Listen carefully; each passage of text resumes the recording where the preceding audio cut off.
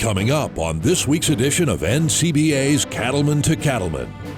We'll visit 7 operations that have made stewardship and conservation a top priority as we highlight the 2019 winners of the Environmental Stewardship Award. Now, from the Denver headquarters of the National Cattlemen's Beef Association, it's NCBA's Cattlemen to Cattlemen. Hello and welcome to a special edition of NCBA's Cattlemen to Cattlemen. I'm Kevin Ochsner. Thanks for joining us. Protecting and improving the environment has long been the focus of America's foremost land stewards, farmers and ranchers. Now, in its 29th year, the Environmental Stewardship Award Program recognizes the nation's best cattle and livestock operations for their outstanding stewardship practices and conservation achievements. These regional winners are dedicated to maintaining and improving their lands for future generations. So today, we're going to share their stories with you. We begin in Region 1 with a visit to the winning operation from Virginia.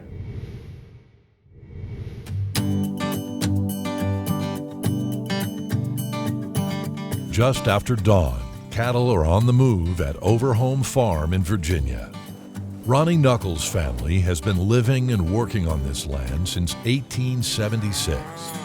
Ronnie took over management duties in 2009 after years spent in the construction business. It was a farm that I was very close to and the land I loved, and a lot of family history here, but I really had not thought of being a cattleman. I started looking, well, how can I improve this? If I'm going to do it, I've got to do it on my terms. I've got to do it where I can make a go of it and get it to where it's easier to handle by myself, because I would be by myself on most of it. One concern Ronnie had was how his cattle were impacting the water sources in and around his property. The creeks on the farm feed into the James River, which then empties into Chesapeake Bay. So Ronnie worked with his Soil and Water Conservation District to install 15,000 linear feet of fencing, along with 35-foot vegetation buffers to exclude cattle from the streams and ponds. We had a chance to clean them up, and they recovered very quickly. The eroded banks, the shorelines of the pond were all trampled. Within 2 years, they were green, and they continued to green and fill in and grow. And the paths that they had created to go down to the creeks and pond, have silted in, but they have filled and vegetated, and the water is just so much cleaner. The environment looked like it was suffering the way it looked. I mean, it just looked tired, and this really rejuvenated our waterway. I mean, it really did, and our ponds. The creeks were in bad shape when we came here, and just to see the beauty of this place now, the water quality improvements, the wildlife habitat improvements that go along with all of that. It's really been nice to come out and see what can be done with good management. Ronnie also added a new system for getting water to cattle in pastures where it wasn't available before. Pond water is pumped into reservoirs and then gravity-fed to tanks throughout the operation. With the new water system in place, Ronnie was able to work with the Natural Resources Conservation Service to create a grazing plan that would improve the productivity of his pastures. They suggested rotational grazing. Concept was entirely new to me. I hadn't dealt with it, had no experience with it, but they sold it with such confidence that it made it easy to accept it, that, hey, this will work. And so we put the plan in play and started fencing. We started rotating, and pastures, for the first time, had a chance to rest. Since the system has gone in, I've seen areas that I wanted to refine and subdivide, so I've gone in. And I've probably done another 1.5 miles, 2 miles of fencing out of my pocket because I know it works. I can see the benefit from it. To further improve the quality of his forage and maximize his days on pastures, Ronnie began strip grazing by using polywire to subdivide his pastures. I'm already rotating. Why do I want to strip graze? Well, within each pasture, you've got different types of grasses. If you give the cattle the whole pasture, first of all, they're going to trample half of it. So you've cut that pasture in half. So by strip grazing, you cut down on the waste. So you're expanding your grazing capacity because you've reduced your waste. They clean as they go, and then you can back fence and start regrowth the day after they come off. Ronnie's a definite leader when it comes to trying some of these new forages and the grazing techniques. And the wonderful thing about it is, once he tries some things, he's been very open to inviting others from around the region to his farm on pasture walks and farm tours, just to share his experience and what's worked for him. Ronnie and Cheryl made a long-term commitment to preserve their farm by placing it in a permanent conservation easement, which protects the land from development. It's just one of many stewardship efforts that are ensuring that the family legacy on Overhome Farm will continue. I don't know, it's something about the history here, and if you keep looking back here, how many people in the family, generations, have farmed here. You just hope you can carry that on. It'll continue. I've improved my animal health, everything about the appearance of the farm. Everything has built off of that one premise: we need to take care of the land. This farm has survived for 250 plus years, and I just feel like that it is a good farm now. I think it can be better. I think it can steadily be improved, and I think my goal as manager for this short duration is to make as many improvements as I can to make it that much better for the next generation to start, and hopefully they'll build on it.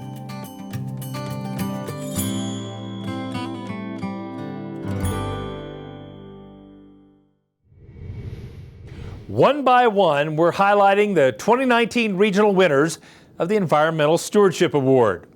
Let's head to Region 2 and meet the winners from Florida.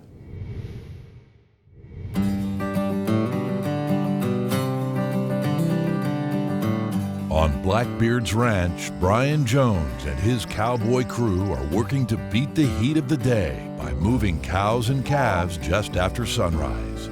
The 4,500-acre ranch was purchased by Galinsky Enterprises in 2014 and is managed by Florida cattleman Jim Strickland.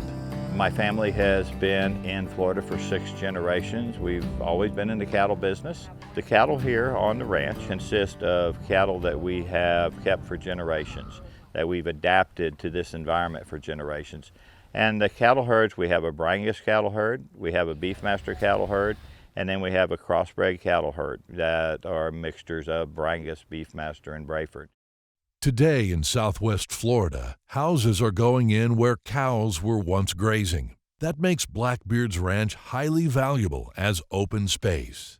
So we have a unique opportunity to tell people about ranch lands, about water, about what us ranchers do for Florida. We're under a lot of pressure around the state for people to develop, and Jim just caught on fire, if you will, in the last 5 to 6 years promoting conservation, and actually has formed a group of ranchers called the Florida Conservation Group, and they're all like-minded ranchers who are very interested in preserving as much country as possible, but keeping it in private hands.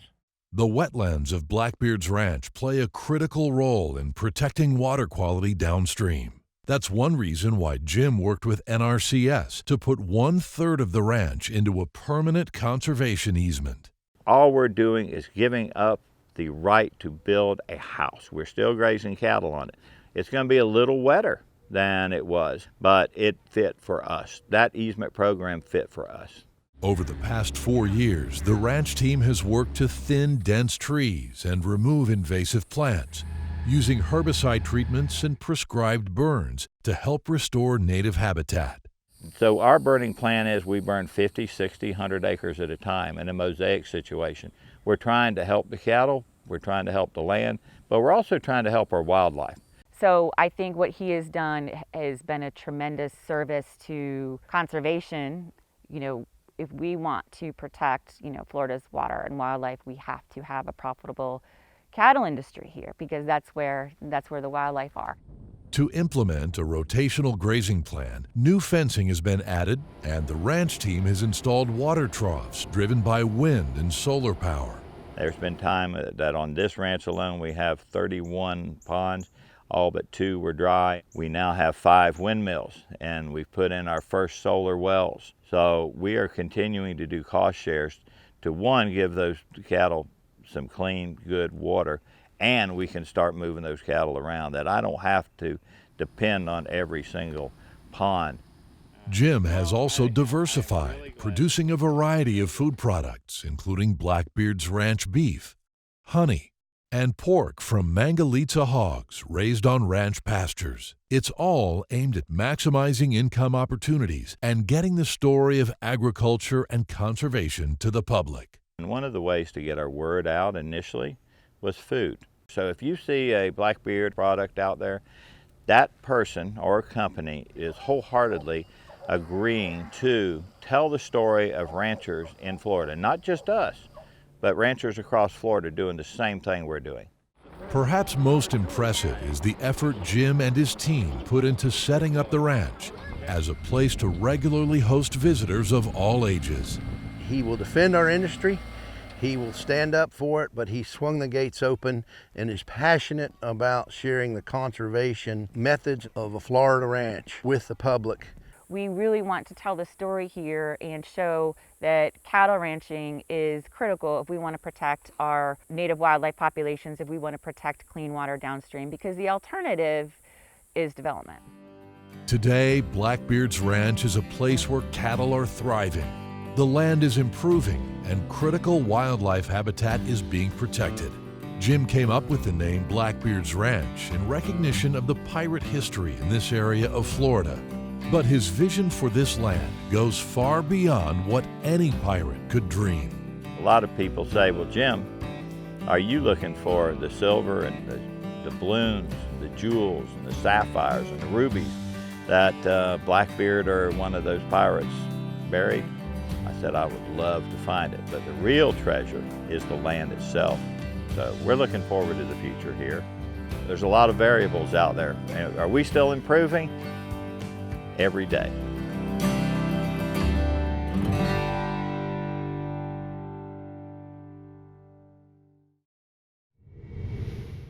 These Environmental Stewardship Award winners are helping to make a difference every day. To join them as a member of the National Cattlemen's Beef Association, just give us a call at 1-866-233-3872 or visit the website ncba.org. Still to come on NCBA's Cattlemen to Cattlemen, we'll introduce you to 5 more winners of the 2019 Environmental Stewardship Award, including a 4th-generation cow-calf operation in Minnesota that implemented a strip grazing plan to improve their grass and their soil. That story and more when we return.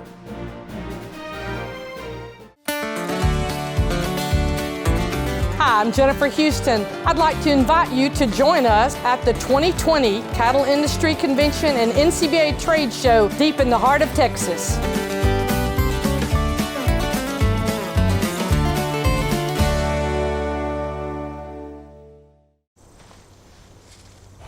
Out here, you know what needs to be done, and you know what it means to those you're doing it for. But every sunrise brings something new. With the weather, the soil, the markets, your machinery. You can't always predict what it will be. So it's good to know that Ram trucks are more than capable of helping you get it done right.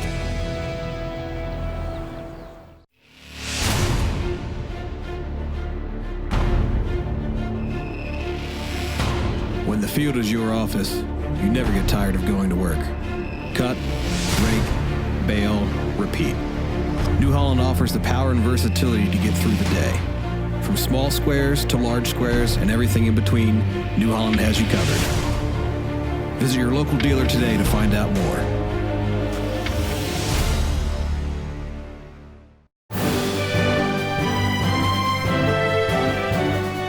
Welcome back. Cattle producers can face all kinds of challenges when it comes to protecting the environment, but they all have a common goal: leaving the land better than they found it. Today, we're taking a look at the 2019 regional winners of the Environmental Stewardship Award. Let's visit the Region 3 award recipients from Minnesota.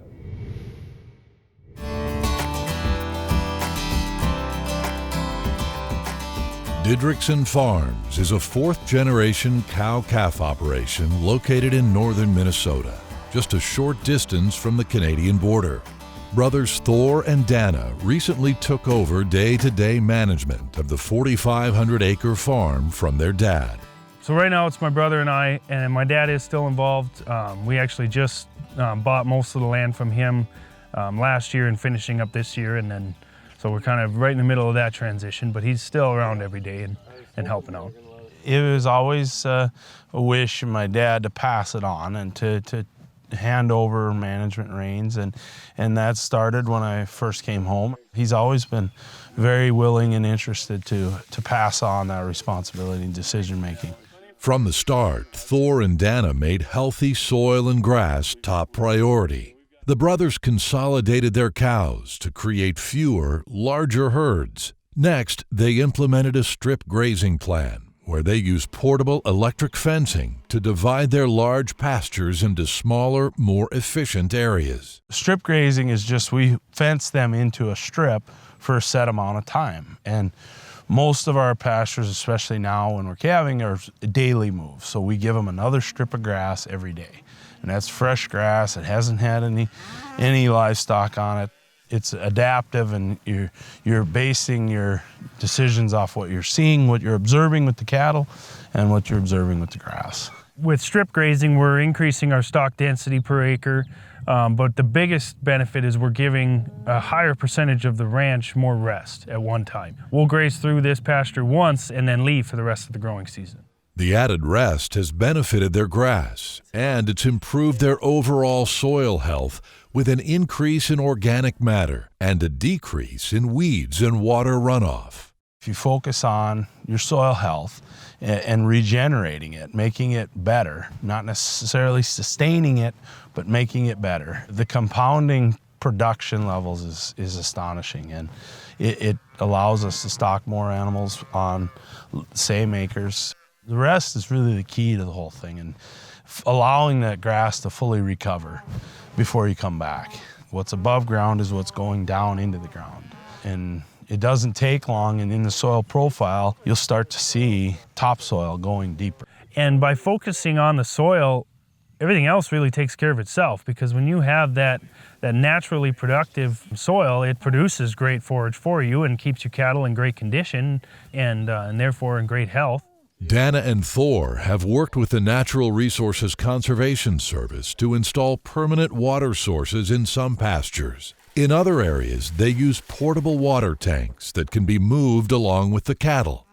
The improvements they've made have worked so well that the Didriksons are transitioning away from grain farming to only raising grass and cattle, something rare in this part of the country. Livestock have always been our passion. Managing the grass and especially in recent years, seeing what we can really do to manage the grass and the soil with livestock has absolutely been our passion, and it's where we get most enjoyment out of it, and it's offering the most return as well because of what we can do with our pastures. Recently, the Didrikson family began selling beef raised on their farm at several local businesses. This gives them a great opportunity to share their story with consumers.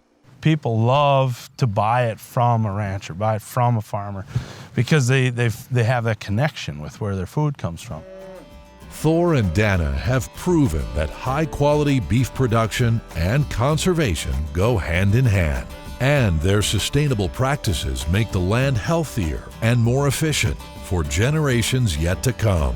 I feel like we are renting the ground from my kids, my brother's kids, and their kids. We want to make it so it's better for them, or it's at least of equal or better quality soil and environment for them to take over. We want to make sure it's a sustainable, profitable business that can support families so that people can enjoy it. To have a healthy environment, you need to have livestock, and you need to manage them correctly. And I know what we're doing is taking care of the land for the next generation, and we're going to hand it over better than what we got it, and that's the goal.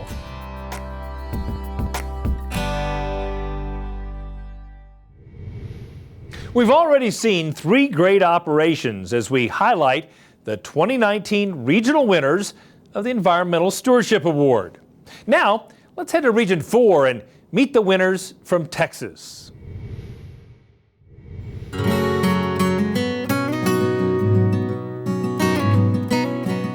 In the heart of South Texas brush country, Cattle graze across 125,000 acres on the Killam-Duval County Ranch.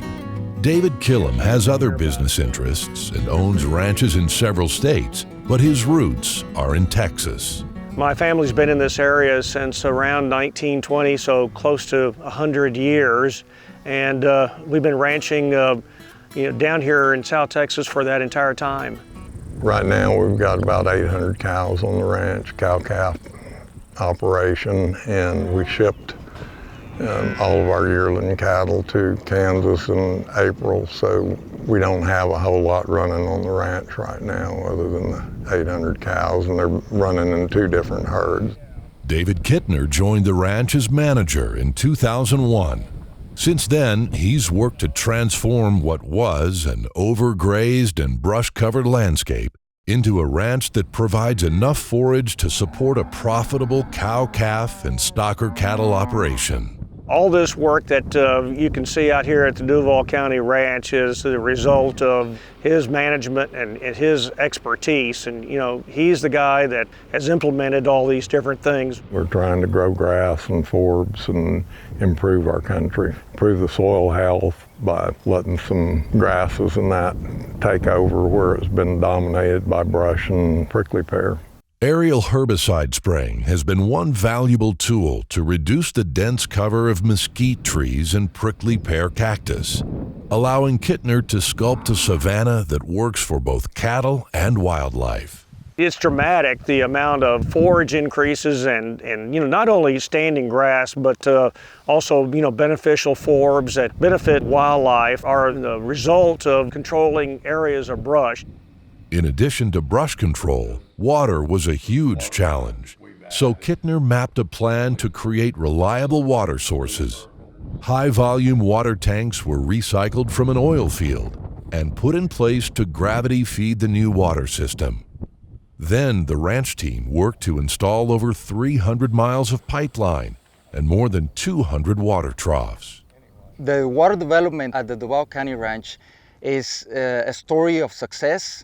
They are now at a time where any animal anywhere in the place is not further than half a mile from water. That is hard to accomplish at a large-scale ranch. Having water distributed throughout the ranch that way is essential in any rotational grazing operation.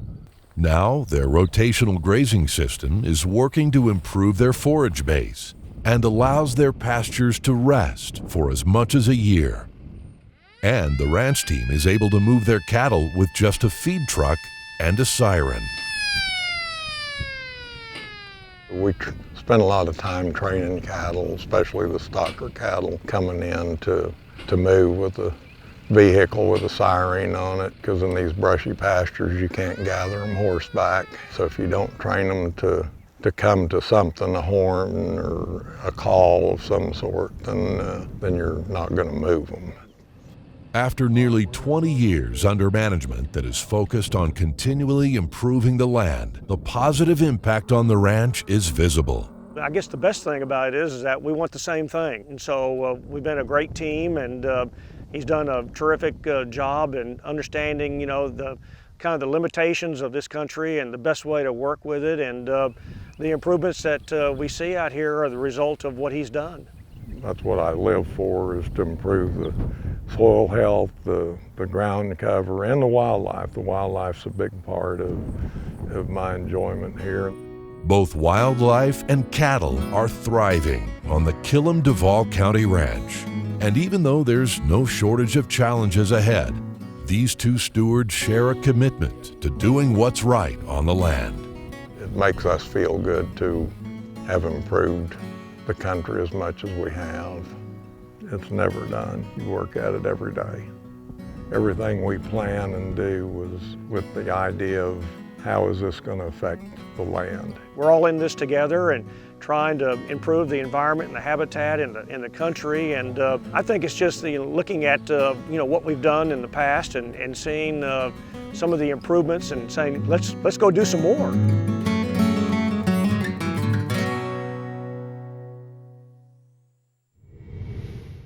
Now, if you'd like to find out more about the Environmental Stewardship Award winners, see photos and videos, or even learn how to nominate someone for the award next year, visit the website environmentalstewardship.org.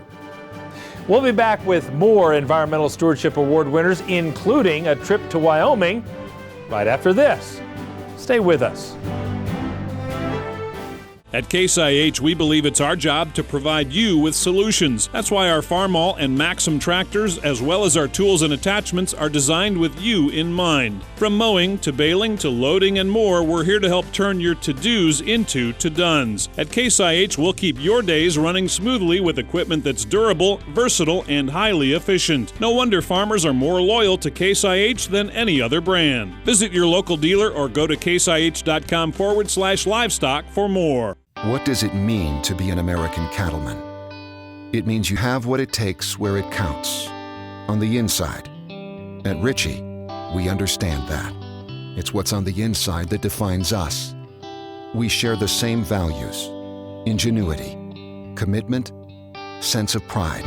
These are the values that built this country. They're the values that built this company.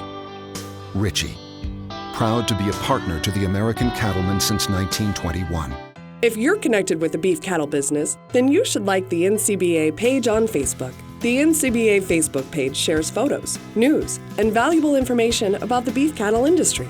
You can also follow the NCBA Twitter feed at Beef USA. So stay in touch with NCBA on Facebook and Twitter.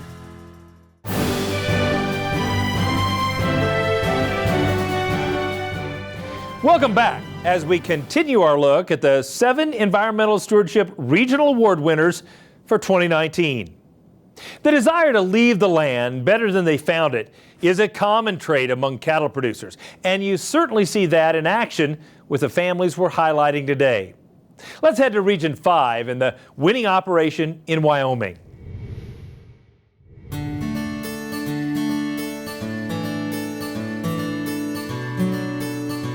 In southeast Wyoming, Larry Kundle is right where he likes to be, on horseback, moving cows and calves to fresh grass on the Kundle Ranch. Larry grew up here, and he and his wife Ruthie worked this land together.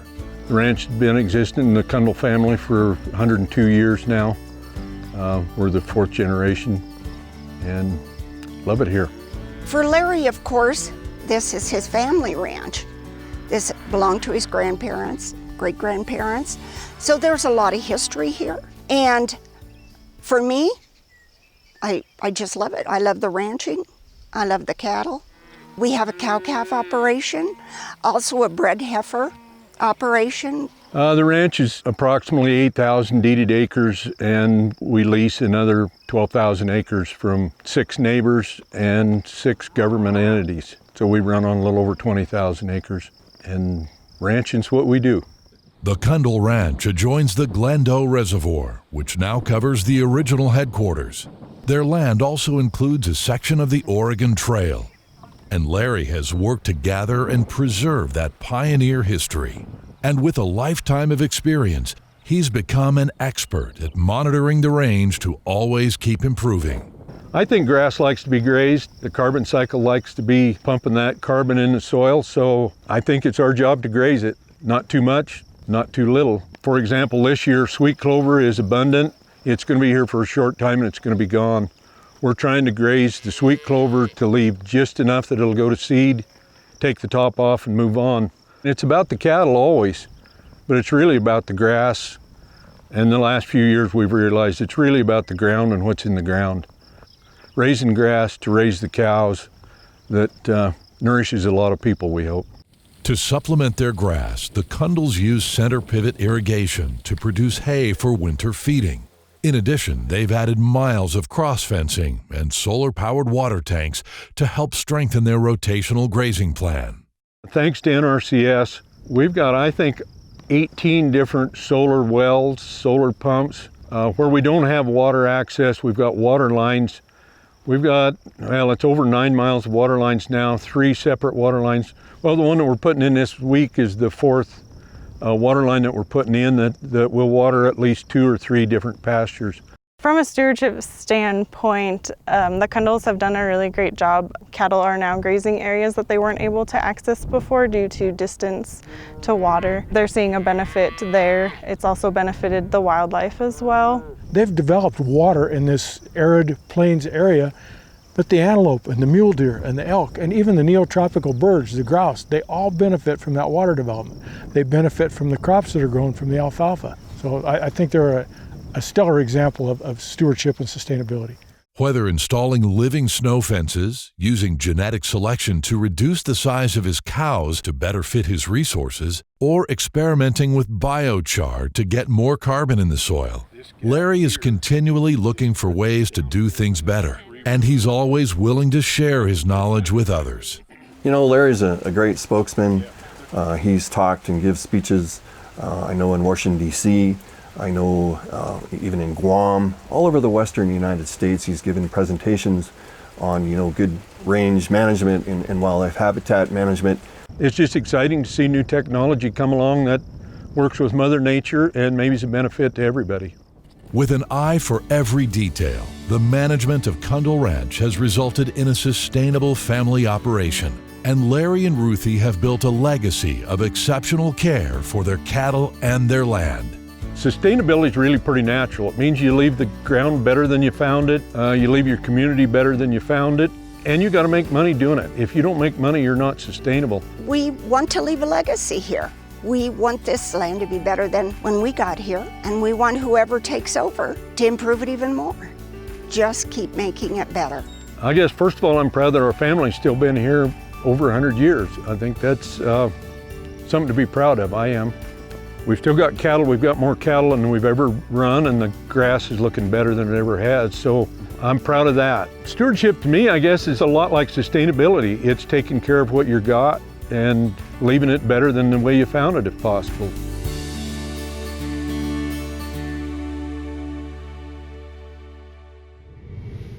We're not done talking about the 2019 ESAP regional winners. When we come back, we'll show you the Region 6 winner in New Mexico. Stay with us.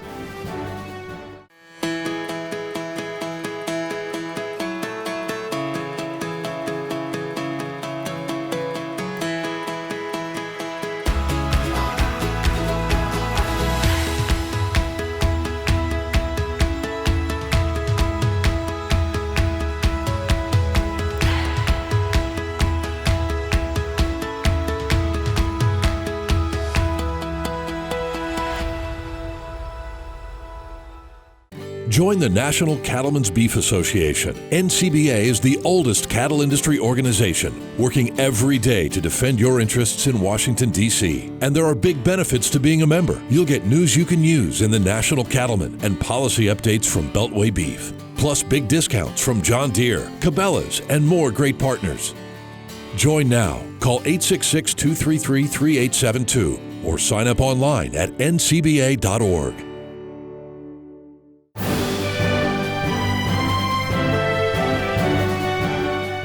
Every day, cattlemen and women care for their land and their animals. They do so because they're committed to leaving what they have better than they found it. Today, we're featuring the 2019 regional winners of the Environmental Stewardship Award. Let's take you to New Mexico to see the Region 6 award winner.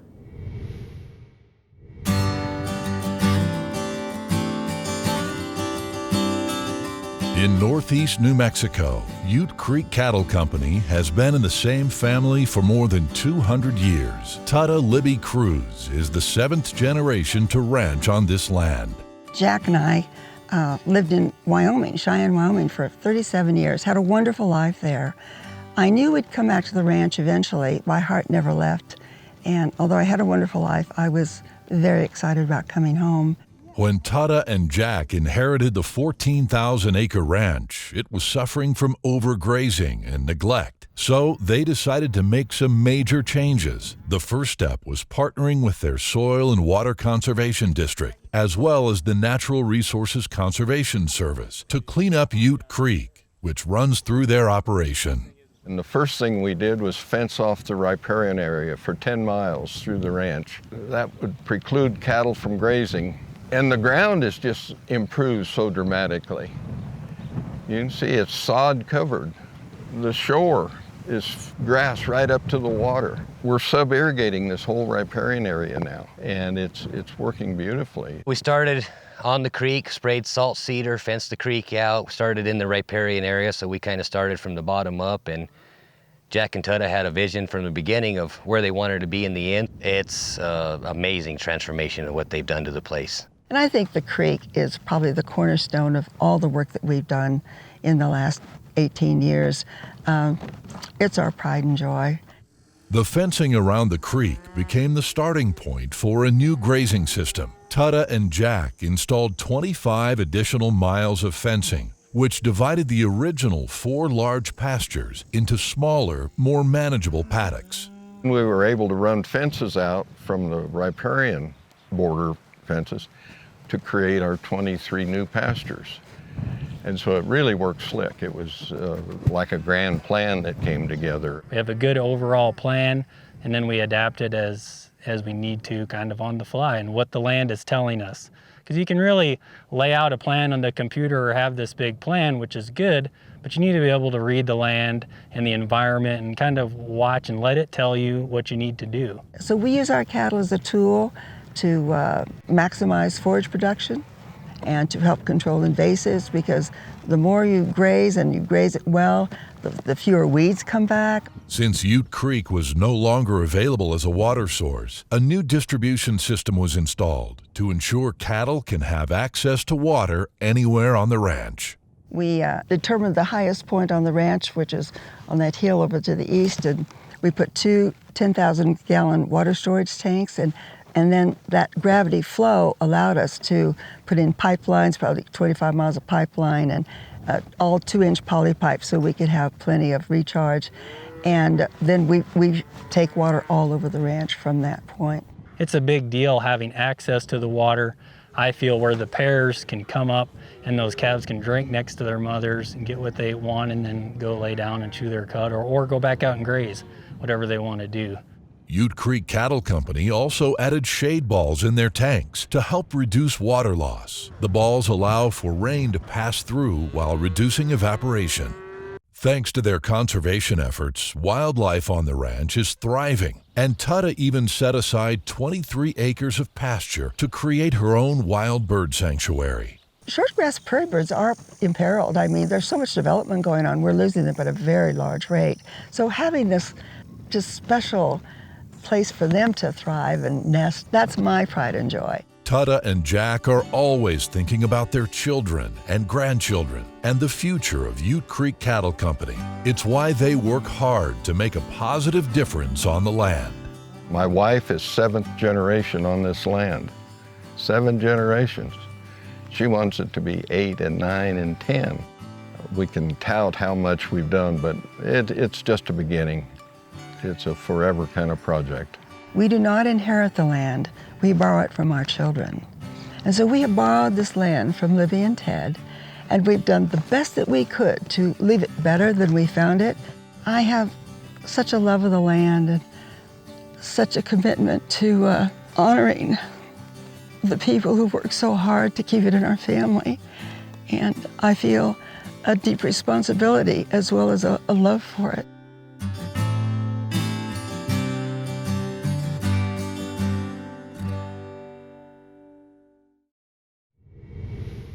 Want to rewatch an episode of Cattlemen to Cattlemen or catch up on anything you've missed? Then visit YouTube and subscribe to the Cattlemen to Cattlemen page. You'll find replays of all of our shows filled with educational segments and producer profiles from all around the country. It's also another chance to see Baxter Black. So check out and subscribe to the Cattlemen to Cattlemen page on YouTube.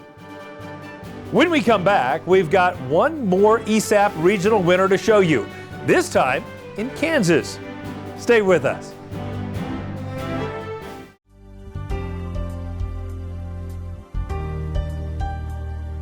When we start to break down the economics of cattle production on pasture, Pasture is the cheapest source of energy that we have for cattle production.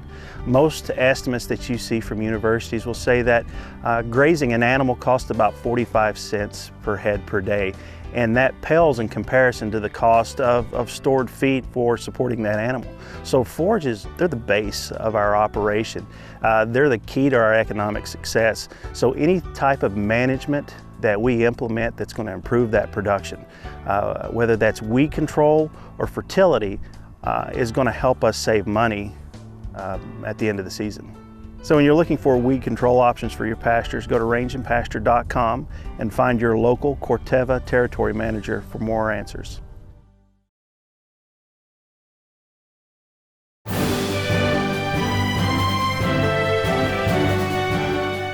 We're bringing you some great stories about conservation as we highlight the 2019 Environmental Stewardship Award winners. Now, let's visit Kansas for the Region 7 winner.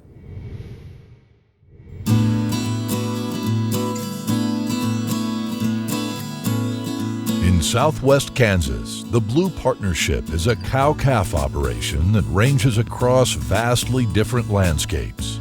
Brothers CJ and Russell Blue are fifth-generation ranchers who run their Red Angus cattle on about 19,000 acres that are as much as 75 miles apart.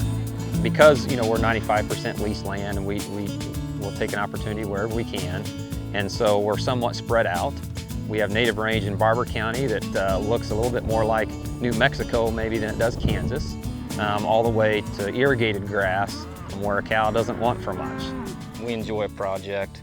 It's a little challenging, but also rewarding to take something that's wrung out and in dire straits, so to speak, and get it right-sided up.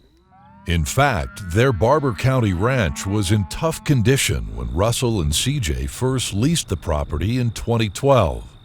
This ranch was, when we talk about invasive species, there was anywhere from 23 to 40% canopy of eastern red cedar. At the end of the day, we really are in the land rehabilitation business. And I say that because we couldn't have the cows without the land resource. It all starts with the land resource. And the cows are just kind of a tool for us to help improve it. In 2016, a major multi-state wildfire burned through the ranch in Barber County. Devastating as it was, the fire accelerated the Blues' timetable for reduction of eastern red cedar and helped restore native grasses. Now, with improved soil, streams that were once dry are flowing again. Continuing the improvement, the Blues worked with NRCS to add miles of cross-fencing, aiding their intensive rotational grazing plan. And they've installed an extensive system to distribute water throughout the ranch. Well, we've had probably the biggest water projects we've ever had the opportunity to do. So, one was 30-some thousand feet of underground line, another one was 40-some thousand feet of underground line. So large water projects, multiple wells, stockpile tanks where we put them at high elevation and gravity feed from those. The high capacity, the higher volume water systems have definitely, obviously helped us to graze in a greater herd size and increase stock density, thereby improving grazing distribution. The grass has improved tremendously. A lot of that is just in the simple math of obtaining an animal forage balance. And the Blues are very conscientious about grazing utilization and making sure that we're kind of at that take half, leave half mark. In Reno County, the Blue Partnership is surrounded by crop acres. However, they've moved away from grain production and worked with the Cheney Lake Watershed Task Force to fund the conversion of more than 1,500 crop acres back to perennial grasses and cover crops. As you see, there's a lot of row crops around here, and I know this is kind of what we're doing is a little off the wall, but I like the fact that we're regenerating the land back to what it should be. So the more work we did with cover crops and grazing those cover crops, and as commodity prices came down as well, it was a pretty easy transition for us to say, we don't need to harvest grain from this. We can actually grow a grazing crop and harvest it with cattle. Now, whether on their irrigated pasture or native range, CJ and Russell are continuing to build a family tradition of improving their cattle and their land year after year. Whether it's the land resource that we're working with or the cattle we're working with, I know that whenever I get up in the morning, the decisions I make are going to affect the longevity of our operation, really. It's what CJ and I are, our families are made of, and I'm pretty proud of the direction that we've moved, and just the fact that our kids hopefully get to share in that. To our family, it's very important. This is an operation we definitely managed for a long-term approach. So we definitely manage our cow herd and our land resource with the idea that it's going to the next generation. And so sustainability is a huge part of that. So we want to manage for the next 50 years and not the next 5 months. That's one of the things we take a lot of pride in is how we can transform it, how we can improve it, and always for the long term. We're looking for, I always said, my kids may not get it, but I'm going to treat it like they are.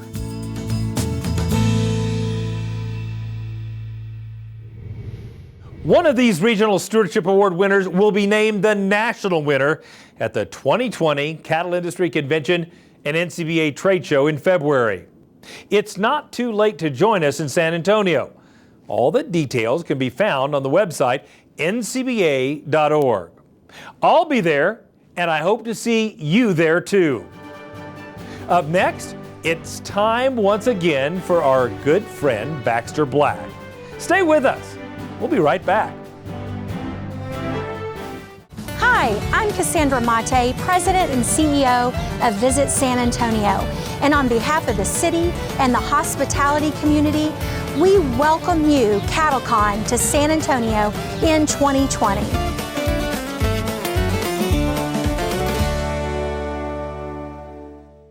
Speaking about funny, Baxter Black has put together a 6-hour, 3-DVD collaboration of nonstop agro humor. Baxter has been entertaining farmers and ranchers from Johnny Carson to Elko, Dolly Parton to Las Vegas, and Ark City to Martin, Tennessee. Treat yourself. It's like being there. 3 DVDs for $25. Call 800-654-2550 or baxterblack.com. Did I say non-educational? Did you know that Prefert makes over 1,000 different farm, ranch, and rodeo items? And now, thanks to Prefert Direct, it's easier than ever before to get access to every item Prefert makes delivered direct to your local dealer. For more information about Prefert Direct, visit us at prefert.com. Prefert, America's #1 name in farm, ranch, and rodeo.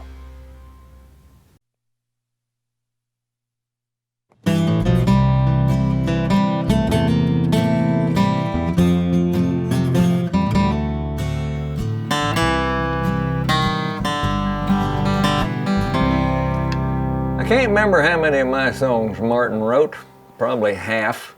I guess nobody knew me as well as Martin. There was a lot of times I took him with me. He was real popular during the fall cow works on the big ranches. We'd be there 3 or 4 days. And after we'd eaten, we'd play music and tell stories in the cookhouse. Man, it was fun. Cowboys liked it too. These outfits were out so far there wasn't no television or satellite TV.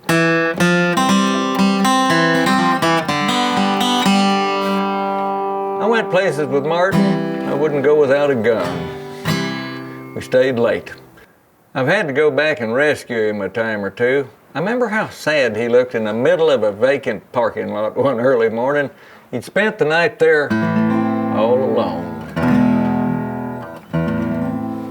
Well, his case was pretty shabby, mostly duct tape. He's ridden in boats, on pack mules, shopping carts, and railroad trains. I taught him how to stand up.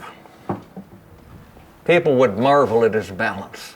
He fell off a 3-foot ledge one time and broke his neck just below the tuners.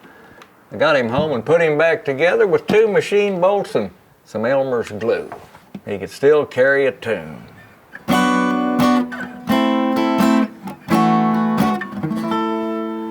These days, we mostly just play along with the radio or strum an old song one of us remembers. He's aging well, getting a little mellow. Wish I could say that about myself. Well, my kids are musical, so I guess they'll be around a long time. As long as these machine bolts and Elmer's glue holds out.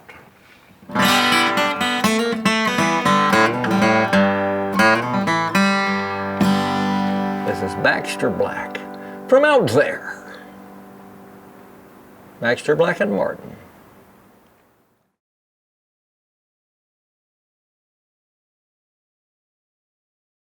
Today, we had the chance to highlight the 2019 regional winners of the Environmental Stewardship Award. If you'd like to find out more about these winning operations, see photos and videos, or even learn how to nominate someone for the award next year, visit the website environmentalstewardship.org. For this week's legacy photos, we've got some beautiful images from this year's Environmental Stewardship Award-winning operations. Let's take a look.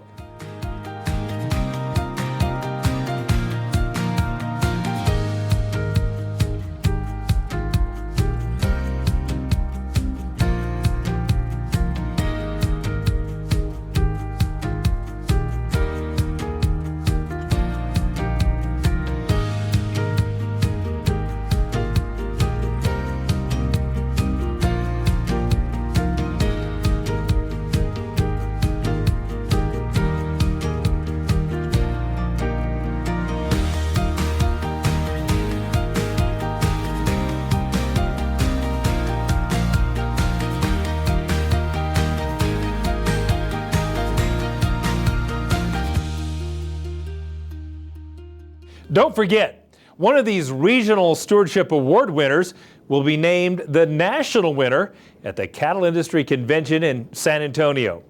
Convention runs from February 5th through the 7th, and I hope you'll join me and a few thousand more cattlemen and women in Texas. You can get all the details at the website ncba.org. Well, that's all for this special edition of NCBA's Cattlemen to Cattlemen. Thanks for joining us. We'll see you again next week right here on RFD TV.